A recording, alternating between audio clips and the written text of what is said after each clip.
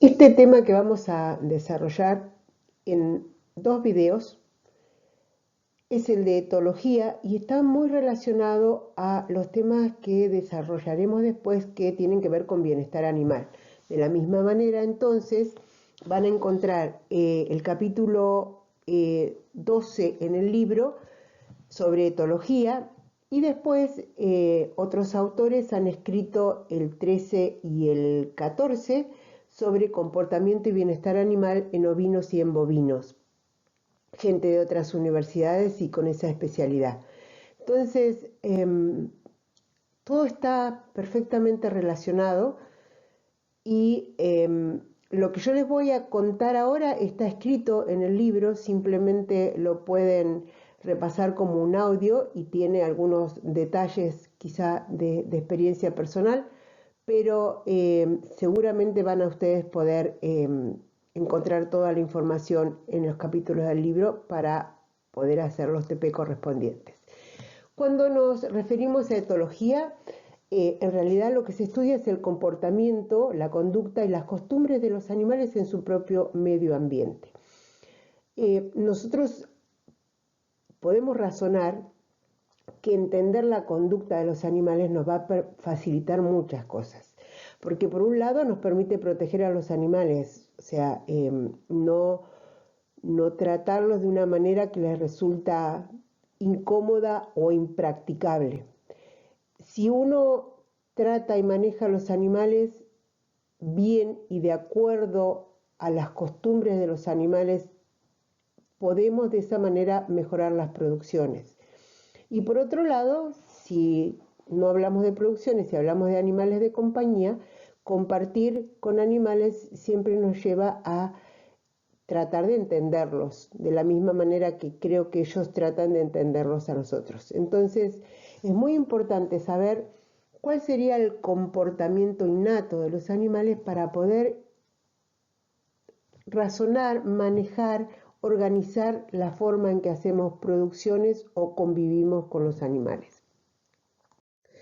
Como para poder ir pensando por qué esto de la etología es tan importante en las producciones, vamos a conocer algunas pautas del comportamiento y puse comportamiento bovino, pero las pautas con alguna diferencia deben estudiarse también para los ovinos, equinos, porcinos y no tienen tantas diferencias, tienen inclinaciones o costumbres diferentes, pero el tipo de pautas y el tipo de cosas que hay que investigar es lo mismo.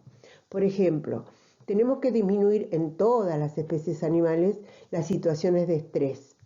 Si estamos hablando de una producción y estamos en un corral, el hecho de los gritos, los látigos, las picanas, los perros gritando, los golpes durante los trabajos hacen que los animales tengan una condición de estrés. Por otro lado, si nosotros no sabemos cuándo incorporar determinados animales a un rodeo y, por ejemplo, incorporamos animales machos justo en el momento de procreo, en el momento de servicio, seguramente va a haber una competencia por el liderazgo que va a causar situaciones de estrés y que van a durar un tiempo determinado. Las situaciones de estrés pueden producir efectos secundarios, como por ejemplo, el estrés puede significar un menor aumento de peso diario, una menor producción de leche en las lecheras, la pérdida de los celos porque los animales están preocupados por sobrevivir o pasar la situación de estrés, a veces una disminución en la habilidad maternal porque la madre está estresada y no alimenta bien a su hijo, no protege bien a su hijo, o un aumento en el número de peleas en el rodeo. Conocer también las costumbres nos permite, por ejemplo, descubrir las enfermedades al comienzo de las enfermedades. Esto es muy característico de la gente de campo poder o deber observar el comportamiento de los animales para saber que pasa algo diferente a lo que pasaría normalmente en condiciones de tranquilidad. Esto debe ser rápidamente interpretado por un encargado, por un veterinario, por un agrónomo para poder tomar las riendas del asunto y cambiar la situación que puede producir estrés, ¿no es cierto? O que puede producir una enfermedad. Hay algunas enfermedades nutricionales para dar un ejemplo típico que se observa porque comienzan a tener un apetito pervertido, como comer tierra, piedra, huesos. Entonces, eso está normalmente relacionado con una carencia nutricional y evidentemente puede ser observado, determinado y subsanado inmediatamente. Conocer el comportamiento de los animales facilita el manejo. Lo venimos nombrando estos ejemplos en todas las clases desde que comenzó la materia. Sabemos que normalmente los bovinos tienen un líder, entonces individualizar al líder implica que nosotros podemos manejar un rodeo casi como convenciendo al líder. Hay situaciones, por ejemplo, de diseño de corrales en los cuales simplemente poner una tabla arriba hace que los animales no tengan ganas de saltar o eviten saltar, y eso, aunque parezca superfluo, hace que se pueda manejar mucho mejor los animales en el corral porque no están pensando por dónde salir. El tamaño que se usa en los rodeos también es importante, o sea, hay un número que se reconoce a sí mismo como grupo, y fuera de ese número ya no se reconocen tanto, sino a veces, fíjense, en grupos excesivamente grandes hay subgrupos. Los animales buscan su líder, su grupo y su reconocimiento. Entonces eso es una manera también de obtener una forma de manejar un rodeo sin inconvenientes. Un aumento en la producción, pero no solamente en la producción de los animales, sino en la producción de las pasturas. Por ejemplo, el saber la característica de que los animales que son rumiantes van a pasar un tiempo de rumia generalmente echados, y que normalmente lo hacen bastante cerca uno de otros en grupos, y que al levantarse seguramente que el primer movimiento es una bosteada. Sabemos que ese lugar va a estar lleno de bosta cuando se levanten, y por otro lado que son lugares que los animales no van a consumir porque no consumen la pastura en el lugar que defecan o orinan. Así que esa forma también de manejar, estamos manejando fertilidad y estamos manejando distribución de la pastura para poder aprovecharla. De la misma manera se pueden utilizar los animales y sus costumbres para hacer un efecto de desmalezadora, cuando nosotros podemos poner una alta presión de pastoreo y con una alta carga animal, y podemos hacer un desmalezamiento de un determinado potrero. De esa misma manera, y como recién lo expliqué, distribuir la fertilidad por medio de la bosta. Hacer una resiembra de ciertas especies, en algunos casos incluso se usan los animales como para pisotear parcelas que están en semillas en el momento en que se produjo la semilla, y entonces los animales la tiran, la consumen, la pisan y hacen como un sembrado. Control de plagas, consumir determinadas pasturas, por ejemplo, en el momento de infección con pulgón, puede hacer que se haga un control de esa plaga, y a veces también para evitar el rebrote del monte en campos desmontados, porque el pisoteo y el corte hacen que se evite el rebrote. En general, esta palabra de la etología no hace tanto tiempo. Konrad Lorenz es su precursor, y en realidad él hace todo un estudio sobre lo que le llama imprinting o impresión, que se refiere al proceso de aprendizaje, que es rápido y irreversible, que ocurre en las primeras horas o a los pocos días de nacimiento, tanto para las aves como para el ganado. Y él asegura que el animal que aprende de su madre conserva esa enseñanza y a su vez reconoce la especie a la que pertenece. Los animales generalmente son sociables, pueden interactuar, se comunican, desarrollan relaciones amistosas, y dentro de los grupos siempre hay alguno que es poco amistoso. Algunos son dominantes, por eso se aprovecha la condición de líder como para hacer un manejo, y otros son subordinados. Suelen marcar su territorio y pueden compartir el territorio con animales de otra especie o de su misma especie.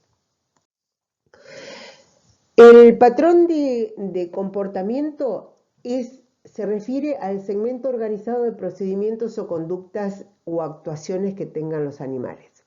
La herencia determina, o sea, ese patrón de comportamiento, pero pueden ser modificados por el aprendizaje o el entrenamiento. Y eso va a estar relacionado con la anatomía de los animales, con los procesos de vida típicos del animal y con el proceso de domesticación al cual haya sido sometida esa especie.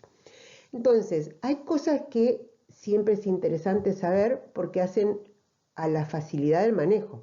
Si vamos a un ejemplo, las vacas lecheras que han sido condicionadas a salir del potrero después de que comen forraje y a ir a una sala de ordeño cuando escuchan una campana o el sonido que emiten las que lo llaman, seguramente cuando escuchan, por ejemplo, la radio del lugar de la sala de ordeñe, empieza a acelerar el proceso de bajada de leche, ¿sí? O sea, ese sonido hace que comiencen a moverse hacia el ordeñe y a su vez ya estén facilitando el proceso de bajada de leche para la extracción de leche en los tambos.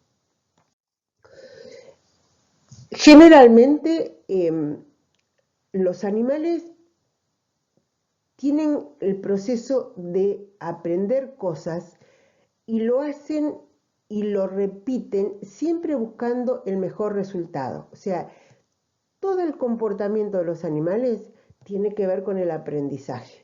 Y ese aprendizaje a su vez va a ser tan reiterativo como ellos crean necesarios hasta obtener la respuesta que les parece la más adecuada.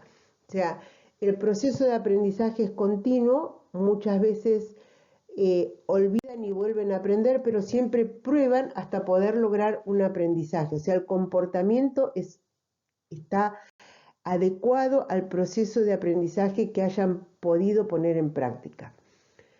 Generalmente hay una organización hereditaria de las especies, pero también hay una presencia o ausencia de estimulación primaria que produce el comportamiento, ¿sí? O sea, la estimulación al principio de la vida del animal ayuda mucho al tipo de comportamiento. Eso es lo mismo que recién les dije cuando definíamos la versión de la etología por su precursor. Los cambios a su vez en las condiciones del medio externo hacen que haya cambios en los comportamientos. Generalmente también el comportamiento tiene ciclos diarios o estacionales. Generalmente nosotros a los animales que domesticamos casi que les imponemos un ritmo de vida a los cuales ellos se pueden adaptar y generalmente desarrollan el hábito a ese tipo de ciclo impuesto.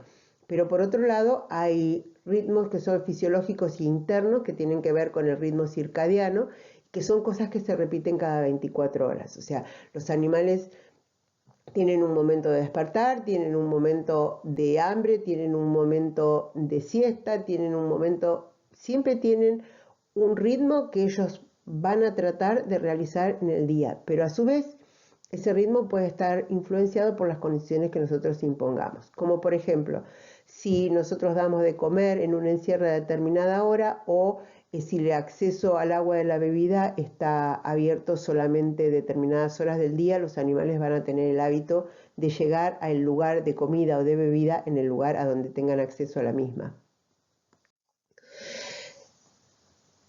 Cuando uno ve los animales pequeños, es lindo a veces ver cómo juegan y cómo se ejercitan, y generalmente eso tiene que ver con el desarrollo de la musculatura. Entonces, ese juego es sumamente importante en los animales para poder desarrollar su cuerpo. Cuando nosotros tenemos animales confinados, o sea, animales encerrados que nunca pueden salir de su encierro durante todo el ciclo de vida, normalmente esos animales desarrollan pocas habilidades motoras y tienen un desarrollo muscular deficiente. Entonces, es muy diferente ver cómo una misma especie desarrollada en condiciones de confinamiento o a la intemperie cambia en su desarrollo muscular. El entender el comportamiento animal implica poder anticiparse a las reacciones o las respuestas frente a algunos estímulos. Y todos aquellos que trabajamos, como van a trabajar ustedes o como están trabajando ustedes con animales, sabemos que es importante predecir en cierto punto cuál va a ser la reacción de los animales. Por dos cosas, se trabaja mejor y se evitan daños, pérdidas en los animales y a veces daños al hombre que está trabajando con los animales. Saber guiar a los animales sin golpes quiere decir que uno conoce la conducta de los animales y puede manejarlo sin tener que golpearlo, lo puede guiar. Y después debemos saber que, de acuerdo a esas conductas de los animales, el diseño de las construcciones tiene que ser adecuada para evitar daños y golpes innecesarios. Yo les dije que era interesante ver unos videos de Temple Grandin de esta mujer que es autista, pero que ha desarrollado sistemas de mangas, de embarcaderos, incluso de mataderos, realmente adaptados al bienestar animal. Así que sobre ese tema ya hemos hablado en anterioridad. El hecho de conocer las conductas de los animales hace que uno pueda determinar los mejores sistemas de pastoreo para cada animal. También hay que reconocer que el animal puede asustarse o espantarse y entonces puede causar daños a las instalaciones, a otros animales o a los hombres. Entonces no es necesario asustar a los animales, no es necesario gritar, se los puede manejar bien. Algunos animales no aprecian que les toquen la cabeza, entonces eso ellos lo consideran una amenaza, entonces no hay que tratar de tocarles la cabeza porque realmente su reacción es adversa. Pero bueno, es diferente si estamos hablando de una vaca que si estamos hablando de un gato, ¿verdad? Pero hay que saber cuál es el comportamiento o los gustos de los animales en cada caso. Normalmente dos miembros que sean de una misma especie raramente se mantienen a la vista durante mucho tiempo, entonces uno tiene que hacer lo mismo, ¿no es cierto? Cuando uno los mira muy detenidamente y fijamente, los animales suelen intranquilizarse, entonces es como que la mirada tiene que estar paseando siempre por el rodeo como para que ellos no se sientan invadidos. Entonces, la mejor manera entonces de entender el comportamiento de los animales es observar, estar muy atentos y ser muy reflexivos, porque de esa manera podemos aplicar lo que aprendemos mirando. Hay diferencias que son genéticas. Los machos son diferentes que las hembras en su comportamiento. Las diferentes razas, variedades o líneas pueden diferir también. Hay grandes diferencias entre bovinos, porcinos, equinos y aves. Y generalmente las aves son muy rápidas en aprender, posiblemente porque su ciclo de vida también es mucho menor, entonces tienen que aprender más rápido. El proceso de domesticación significa seleccionar aquellas especies que tienen características de comportamiento que permiten el control y el manejo de los animales por las personas. O sea, hay especies que se pueden domesticar, hay otras especies que no se pueden domesticar. El humano ha domesticado todos los animales que están en nuestros sistemas de producción, ¿sí? Hay algunas características que hacen que los animales sean más fácilmente domesticables. Algunas están influenciadas por el ambiente y otras son heredadas.